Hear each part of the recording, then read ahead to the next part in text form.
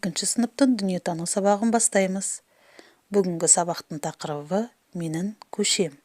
Сабағымыздың мақсаты туризмнің негізгі түрлерін ажырату.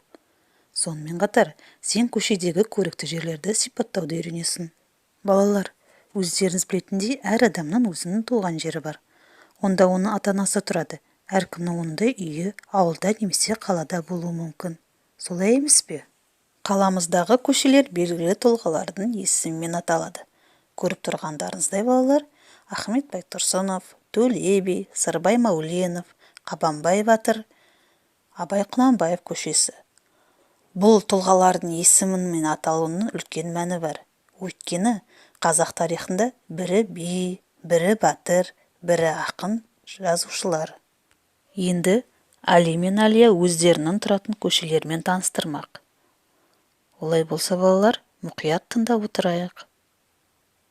Менің атым Али.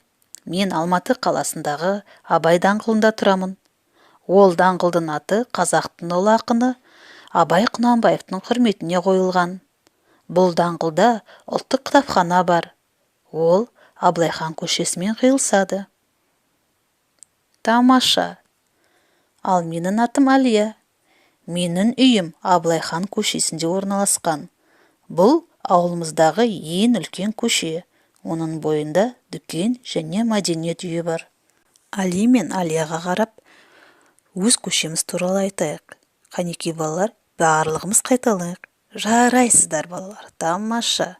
Балалар, бізге көше және көше жүру тәртібі туралы білу өте маңызды. Солай емес пе?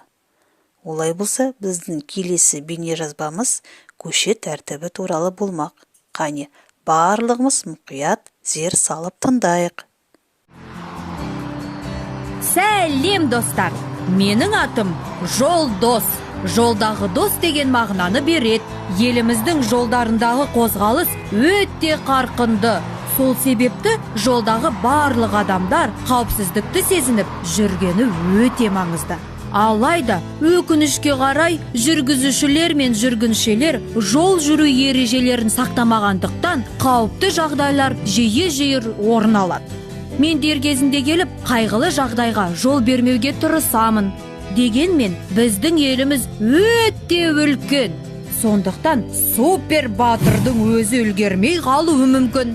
Маған сендердің көмектерің қажет достар. Мен сендерге көшедегі қозғалыстың негізгі ережелерін